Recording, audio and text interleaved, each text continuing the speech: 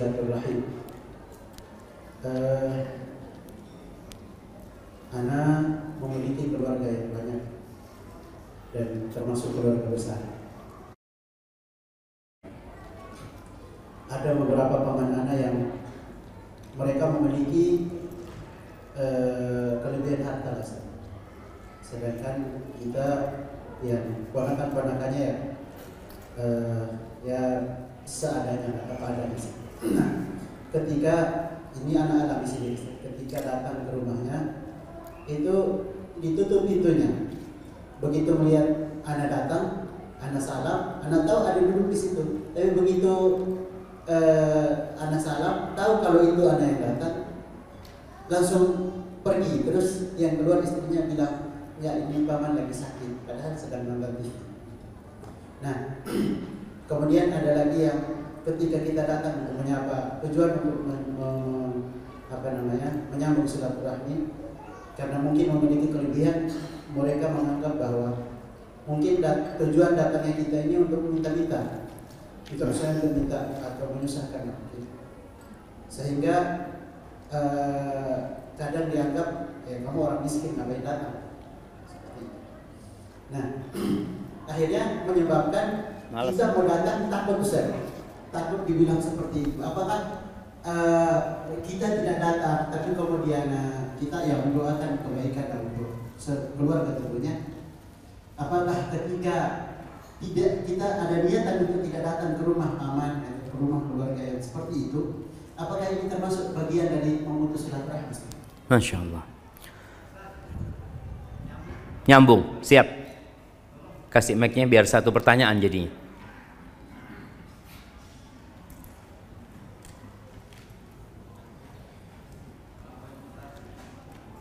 Hidupin dulu. Iya.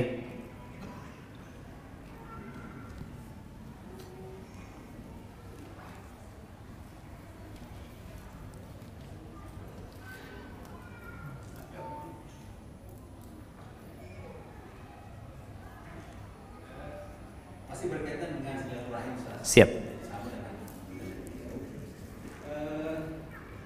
Saya ini keluarga besar.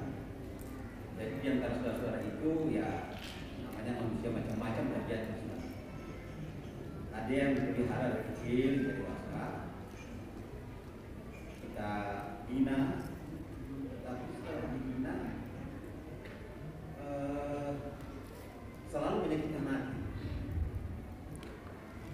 Ya katakanlah alasan dimodali sampai itu orang lalu dibantu terus membuat susah. Kalau rasanya istilahnya lah ya korupsi lah, ambil barang yang benar lah. Hanya kami merasa ini kalau ingin terus hati juga sakit. Apakah kami berdosa kalau sementara kita tidak berhubungan dengan mereka? Terima kasih. Masya Allah. Barakallahu fiik. Ya ahibati fillah. Memang banyakkan manusia itu menilai orang lain dari harta. Makanya kayaknya Ustadz kalau datang ke sana perlu sewa mobil, Ustadz. Bukan naik motor, sewa mobil. Ana pernah ada kawan, dia itu mencari keluarganya naik mobil Alphard ya. Itu ketemu semua keluarganya gitu.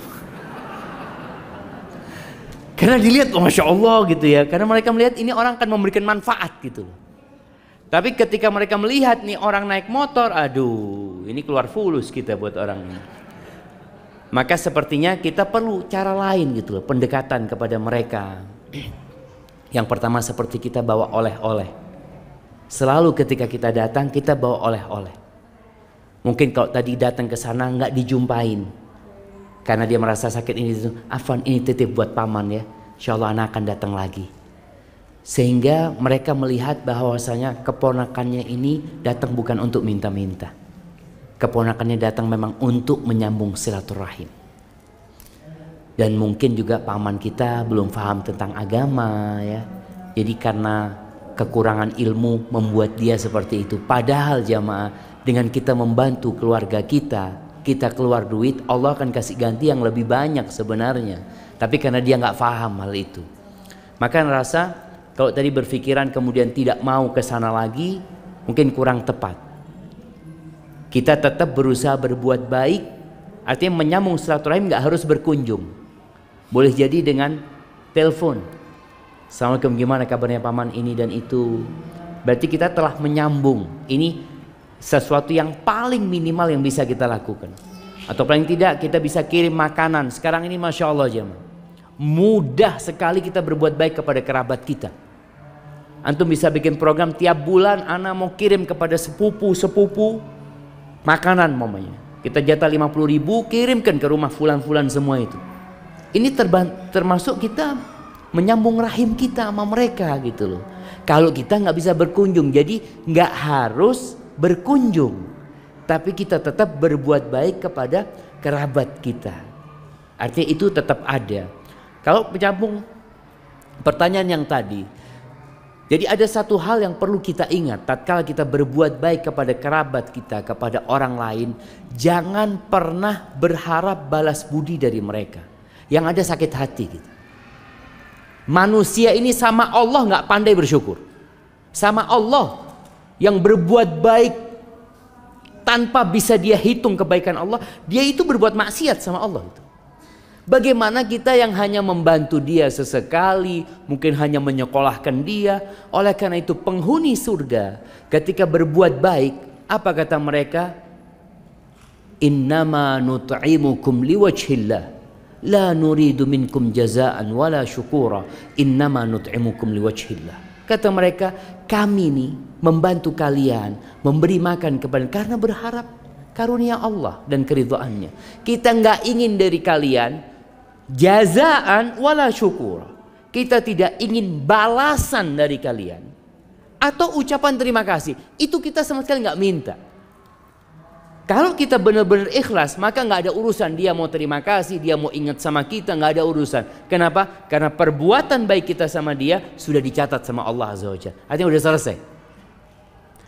Nah, cuma bagaimana dengan kerabat kita yang kadang-kala kita bantu, tapi kayaknya bantuan kita disalahgunakan buat dia. Bantuan kita ternyata tidak memperbaiki dia. Maka perlu dipikir kembali. Bagaimana caranya memperbaiki orang ini? Kalau memang caranya, udah caranya kita tinggalin dulu, nggak apa-apa. Tujuan kita adalah memperbaiki dia, supaya dia mandiri, supaya dia ya paling tidak berpikir gitu. Memek paman mulai saat ini nggak akan bantu engkau lagi. Udah cukup paman kasih modal, engkau usaha sendiri. Silahkan, nggak apa-apa seperti itu. Tujuannya bukan memutus silaturahim, tapi memperbaiki dia. Ingat Allah itu tahu dengan apa yang di hati kita. Jadi seperti itu. Wallahu a'lam bishawab. Nah, taib. Kita ada pertanyaan lagi di sini. Tafadhal. Sebelum kita baca, mic-nya bisa dikirimkan.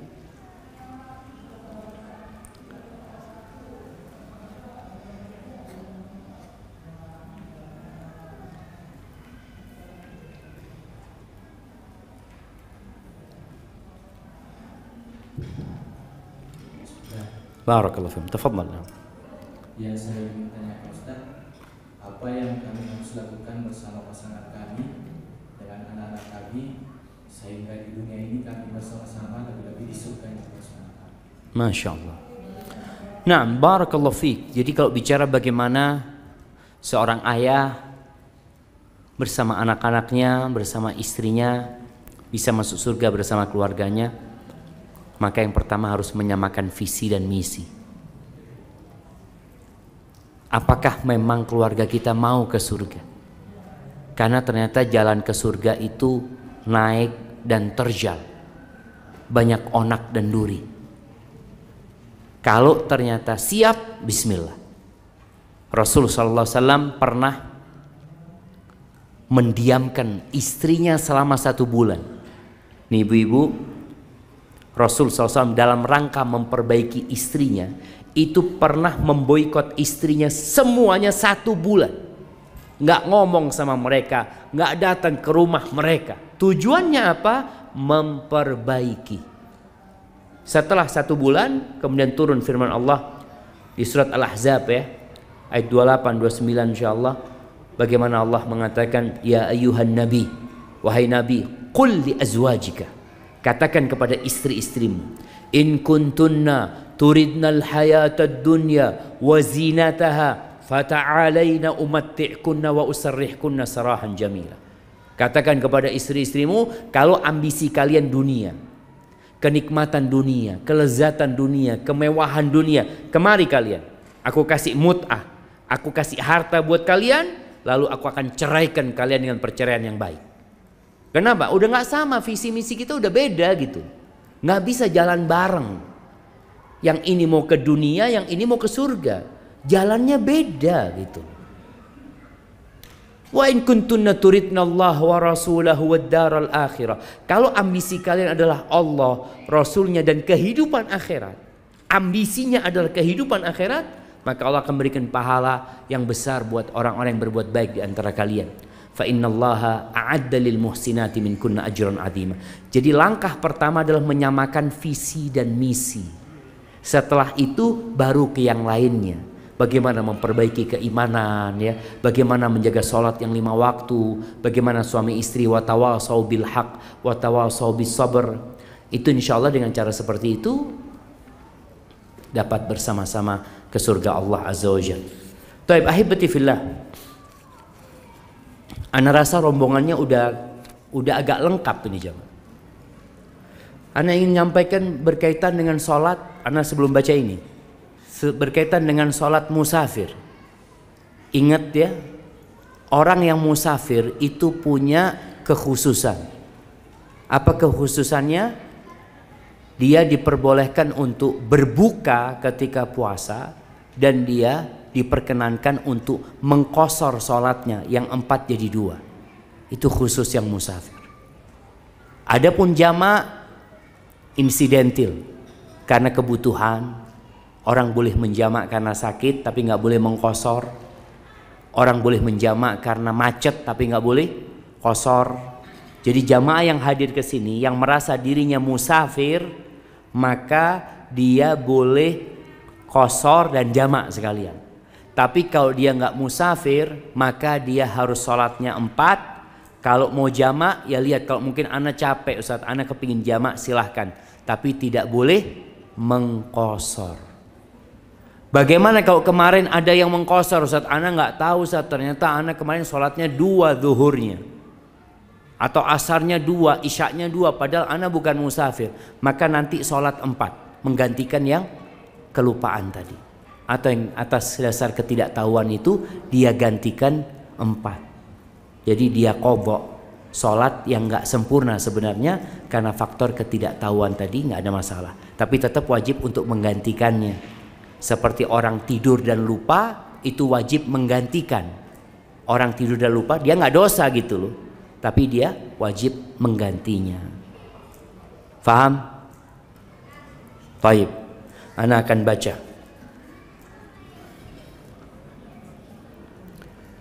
Suami saya sudah menganggur 2 tahun karena harus tinggal di Batu. Di Batu, di kota Batu maksudnya. Harus tinggal di Batu ini jemaah.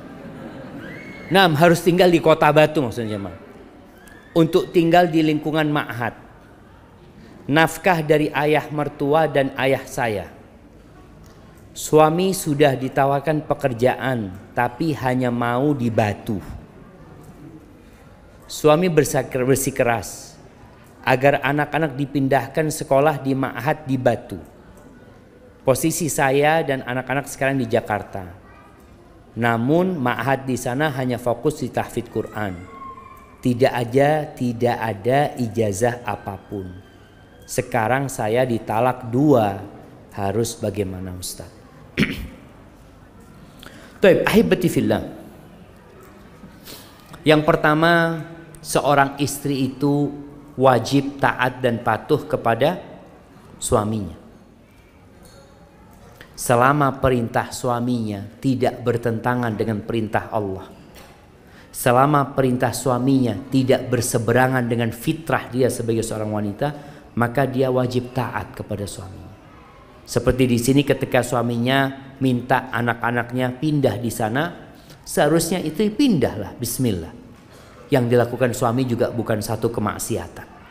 Kalau bicara Ustaz, anak-anak sekolah di sana tahfidz Quran nggak dapat ijazah, ya nanti diusahakan ijazah itu bisa dengan PKBM ya, dengan kejar paket, insya Allah masih bisa dilakukan itu.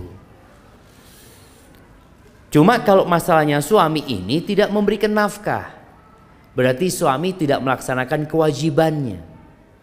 Kalau ternyata dia kasih nafkah Ustaz, tapi ya disebutkan dari mertua, dari siapa, bebas ya Mas. Seorang laki-laki itu dapat hadiah, dapat bantuan, kemudian dia berikan kepada istrinya, jatuhnya ketika diberikan kepada istri jadi nafkah buat istrinya, selama cara dia mendapatkannya adalah halal.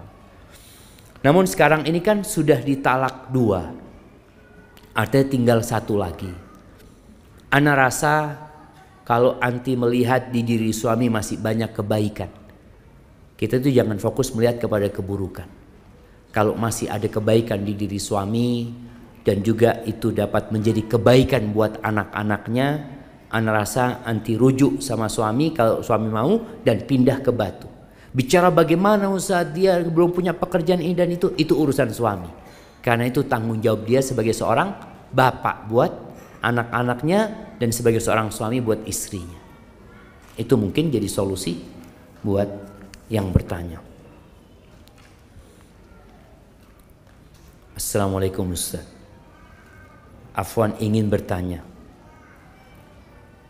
apa saja saran yang terbaik bagi wanita jika suami izin ingin menikah lagi?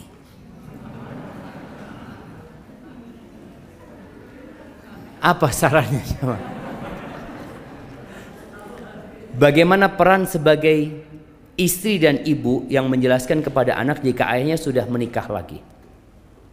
Apakah boleh jika suami menikah lagi, istri tidak terlalu saling mengenal dengan istri lainnya? Masya Allah jemaah. Anda lihat ke belakang ini banyak perempuan-perempuan yang semakin faham tentang agamanya, semakin mengerti tentang tujuan hidupnya, sehingga tidak menjadikan nikah lagi ini sebuah hal yang tabu. Dulu orang menikah lagi itu biasa di masyarakat. Tapi kemudian datang fase dianggap menikah lagi itu perselingkuhan. Istri kedua itu pelakor. Ada pandangan seperti itu. Padahal dalam agama kita nggak seperti itu.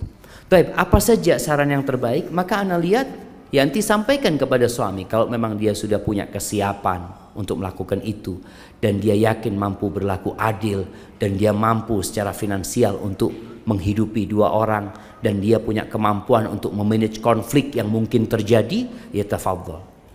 Tapi kalau dilihat di diri suami umpamanya dia Ustaz nafkah ana masih membantu dia, berarti dia belum punya kesiapan untuk itu sebenarnya. Kemudian kalau bicara anak, di sini tugas seorang ibu menjelaskan bahwa di dalam agama kita seorang bapak itu punya istri lebih dari 1 itu nggak masalah. Nabi istrinya banyak, Abu Bakar istrinya banyak, Umar juga seperti itu, Utsman seperti itu. Jadi nggak ada masalah dan sampaikan tujuan pernikahan itu apa dan bikin anak ini berbakti sama bapaknya dan jangan sampai membuat anak itu benci sama bapaknya. Ada kejadian di sebuah tempat seorang bapak dipukul sama anak-anaknya karena ketahuan sama anaknya bapaknya kawin lagi. Kok bisa seperti itu? Ibunya. Ada lagi kejadian seorang bapak ditemukan tewas di sebuah rumah kosong. Bukan rumah kosong, rumah baru. Yang baru akan belum selesai. Ternyata yang membunuh adalah anak dan ibunya. Karena si bapak punya istri lain. Hati-hati bapak-bapak. Artinya perlu mengkondisikan rumah. Artinya tadi ada anak yang berbahaya, anak ini. Bapaknya kawin lagi, bisa jadi dia durhaka sama bapaknya.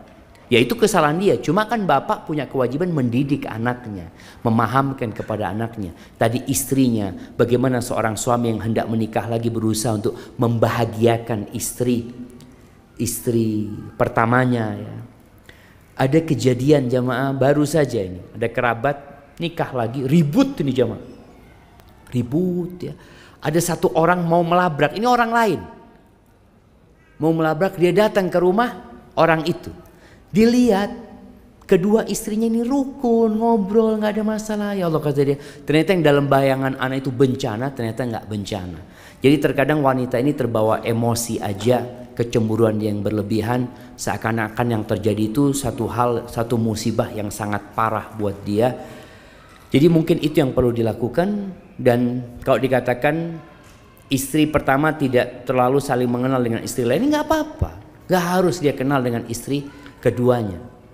Kita tahu istri-istri Nabi itu ada dua kubu jemaah. Ada yang saling mengenal, ada yang baik gitu ya, ada yang nggak mau.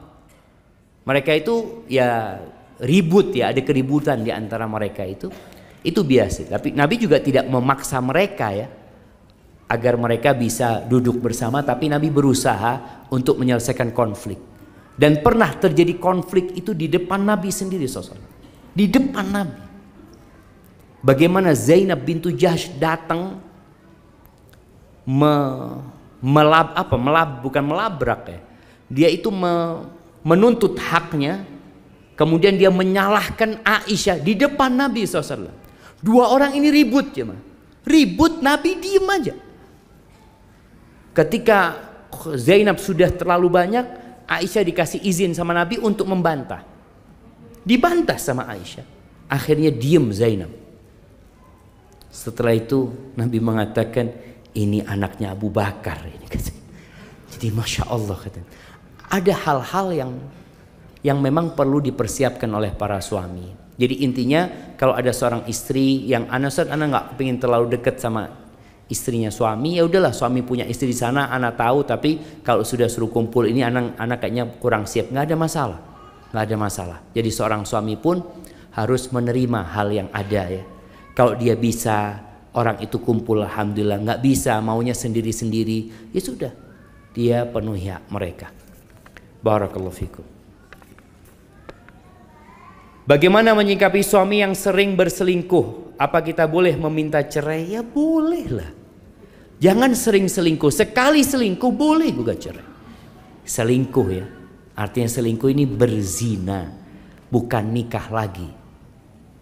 Jadi kalau suami berselingkuh, seorang istri berusaha untuk memperbaiki. Kalau dilihat suami Anas sebenarnya orang baik, Ustadz, dia sholatnya alhamdulillah dijaga, Masya Allah. Kita waktunya sampai jam berapa? Hah? 14.45, tinggal 5 menit lagi ya. Nah, Taib, sampai mana barusan jemaah? Oh, pertanyaan selingkuh ya. Artinya tadi, apabila seorang istri melihat suaminya baik, tapi dia terjebak dalam perselingkuhan itu karena lingkungan, maka bagaimana sang istri memperbaiki suaminya? Dengan cara pertama, dia melayani suaminya secara maksimal. Yang kedua, bagaimana mengajak suaminya untuk belajar lagi, untuk menguatkan keimanan. Bagaimana kalau memang perlu suaminya hijrah dari tempat itu. Sampaikan, bang, kalau abang tetap kerja di tempat itu kayaknya tetap nggak benar gitu. Kalau memang kita ingin melanjutkan rumah tangga ini, ana minta abang keluar dari tempat itu. Kita cari tempat yang lain, nggak ada masalah gitu. Tapi kalau ternyata suami setelah diperbaiki nggak baik-baik, maka istri punya hak untuk menggugat cerai suaminya. Barakallahu fikum. Bagaimana hukum dalam Islam bagi pasangan yang sudah berpisah dengan anak yang dibawa pihak istri, tapi sang anak tidak mengetahui siapa ayahnya? Istri tidak ingin mengenalkan ayahnya karena karakter sang ayah yang buruk. Jamaah rahimakumullah. Ada dua orang suami istri berantem terus. Akhirnya sang istri gugat cerai atau sang suami menceraikan istrinya. Subhanallah, sang suami menikah lagi, rumah tangganya adem ayem. Sang istri nikah lagi, rumah tangganya adem ayem juga. Kemudian sang istri mengatakan, oh dulu mantan suamiku seperti ini seperti itu. Buktinya, kenapa suamimu bisa nikah dengan wanita lain baik-baik? Berarti kan ada ketidakcocokan aja sebenarnya. Suami juga mengatakan, waduh mantan istri ana Ustaz, nggak nurut, nggak ini itu macam. Ternyata dia menikah baik-baik pernikahannya. Berarti memang takdirnya harus berpisah. Bagaimana dengan pertanyaan ini? Ingat ibu, anak itu punya bapak. Dia harus tahu dengan bapaknya. Dia punya kewajiban berbakti kepada bapaknya. Walaupun bapaknya itu orang kafir, dia wajib berbakti gitu. Dan manusia itu bisa berubah gitu. Bagaimana Umar bin Khattab radhiyallahu taala anhu begitu jahatnya kepada kaum muslimin, sampai umat Islam itu ada sebagian yang putus asa, nggak mungkin Umar ini masuk Islam, orang kayak gitu. Ternyata dia masuk Islam dan jadi orang nomor 2 setelah Abu Bakar Siddiq radhiyallahu anhu. Artinya tumbuhkan di diri sendiri optimisme bahwasanya mantan suami, bapaknya anak ini bisa jadi orang baik dan lebih baik lagi. Tinggal bagaimana kita menanamkan di diri anak kita keimanan kepada Allah, sehingga kalau dia tahu bapakmu ini nak kurang baik, kalau memang kurang baik, ibu harap engkau bisa memberikan nasihat kepada bapakmu. Bukan engkau jangan pernah ketemu bapakmu, bukan. Tapi diarahkan anak ini bagaimana bisa memperbaiki bapaknya. Kalau dikatakan nak bapakmu itu murtad, sampaikan murtad bapakmu. Kalau memang bapaknya murtad, bagaimana anak ini mungkin dia bisa mendakwain orang tuanya. Terus ada satu hal yang terkadang terjadi di masyarakat. Anak yang mengatakan, Ustadz, bapak anak ini nggak pernah berjasa Ustadz, nggak pernah berbuat baik. Anak kecil, ibu anak diceraikan, dia merantau, nggak pernah tahu. Ketika anak sukses, bapak anak datang sama anak. Apakah anak wajib berbakti sama dia? Wajib berbakti. Lu siapa yang nyuruh berbakti? Allah Azza wa Jalla. Allah mengatakan, wasainal insana biwalidayhi ihsana. Kami wasiatkan kepada manusia agar berbuat baik kepada kedua orang tuanya. Apa kebaikan ayah? Engkau itu sampai kapanpun adalah anak bapakmu gitu. Tanpa ada bapakmu nggak ada dirimu. Kemudian kadang-kala tadi disebutkan ibunya karakter sang ayah buruk, iya. Tapi tentunya sang ayah punya kebaikan yang menyebabkan ibu ini mau dinikahi sama dia. Kenapa engkau mau dinikahi sama dia? Menunjukkan ada kebaikan di diri dia. Hanya saja mungkin keburukannya lebih banyak. Ya udahlah, kalau memang harus berpisah, berpisah, tapi jangan sampai memutuskan silaturahim. Baik, yang terakhir, bagaimana hukumnya anak perempuan yang akan menikah dengan wali ayahnya, tapi anak perempuan tersebut tidak tahu hasil dari luar nikah. Orang tua tidak mau menginfokan ke anaknya karena takut sang anak sedih. Ahibati fillah, orang yang berzina dia akan membawa beban zina itu. Maka dia benar-benar harus bertobat kepada Allah Azza wa Jalla. Kalau berkaitan dengan anak hasil zina, ada dua pendapat ulama. Yang pertama berkaitan dengan seorang ayah yang yakin bahwasanya anaknya ini adalah anaknya dia. Yakin itu perempuan gak pernah zina sama orang lain, tapi hanya berzina dengan dia. Dan dia yakin bahwasanya anaknya yang lahir itu adalah hasil air mani dia, bukan orang lain. Apakah boleh dia menisbatkan anak itu kepada dirinya? Jumhur ulama berpendapat gak bisa.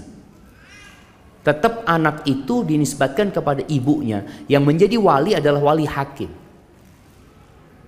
Tapi pendapat yang kedua, pendapat ini juga diikuti oleh Syekhul Islam Ibn Taimiyah rahimahullahu taala, bahwasanya apabila dia yakin itu anaknya dan dia mau menisbatkan kepada dirinya, dan perempuan ini bukan pelacur ya, bukan, memang perempuan itu ya mungkin tadi pacarnya dia, nggak ada orang lain yang menyentuh dia, dan dia hendak mengaku itu sebagai anaknya, diperbolehkan menurut pendapat kecil sebagian ulama kecil seperti itu. Sehingga kalau pendapat yang kedua ini ya sudah, itu seperti anaknya, sehingga dia menikahkan dengan nama dirinya. Namun pendapat ini lemah sebenarnya.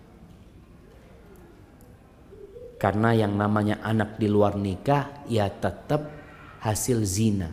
Anak itu anak zina, nasabnya seperti sabda Nabi SAW, al-waladu lil firash. Anak itu ikut pemilik ranjang. Ini ceritanya dulu perempuan ini budak umpamanya ya. Budak ini miliknya, anak punya budak perempuan. Tahu-tahu ada yang menzinain budaknya anak, sampai punya anak. Anak itu dinisbatkan kepada pemilik ranjang, dinisbatkan kepada anak gitu. Karena anak yang punya ranjang tersebut. Oleh karena itu pendapat ulama, jumhur ulama berpendapat tetap anak itu tidak dapat dinisbatkan kepada ayah biologisnya, tapi dinisbatkan kepada ibunya. Pernikahannya biar pakai wali nanti, supaya menutupin aib tersebut, ngomong sama anaknya, nak, bapak nggak bisa nikahkan engkau, nak, bapak takut gugup ini itu, nanti wali hakim yang akan nikahkan kau, bapak sudah serahkan kepada itu.